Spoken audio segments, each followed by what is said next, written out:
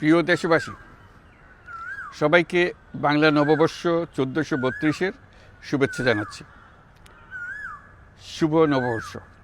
পহেলা বৈশাখ আমাদের প্রাণের উৎসব, বাঙালির সার্বজনীন উৎসব। পুরো পৃথিবীতে যেখানে যেখানে বাঙালিরা আছেন, আজ আমাদের সবার আনন্দের দিন, বর্ষবরণের দিন। বাংলা সাল গণনা শুরু হয়েছিল কৃষিকাজের সুবিধার জন্য, ফসলি সন হিসেবে। এখনও এদেশের কৃষকরা বাংলা তারিখের হিসেবেই বীজ বোনেন, ফসল তোলেন। বাংলা নববর্ষের এক অবিচ্ছেদ্য অংশ হালখাতা। এখনকার আধুনিক সময়েও এখনও এই হালখাতার ঐতিহ্যকে ধরে রেখেছেন বাংলাদেশের হাটে বাজারে, শহরে বন্দরে।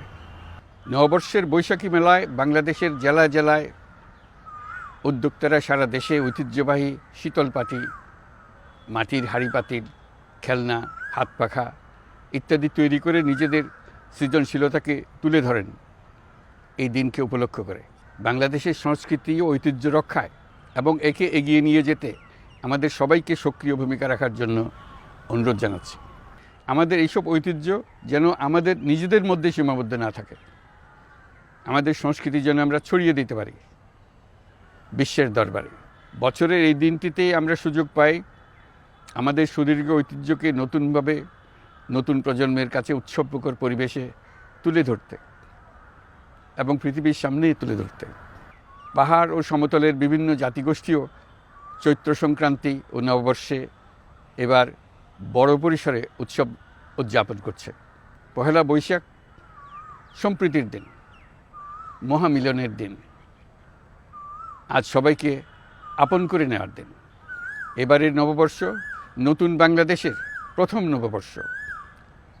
আসুন আমরা বিগত বছরগুলোর গ্লানি, দুঃখ, বেদনা, অসুন্দর ও অশুভকে ভুলে গিয়ে নতুন প্রত্যয়ে, নতুন উদ্যমে সামনের দিকে এগিয়ে চলুন নতুন বাংলাদেশ গড়ে তুলি।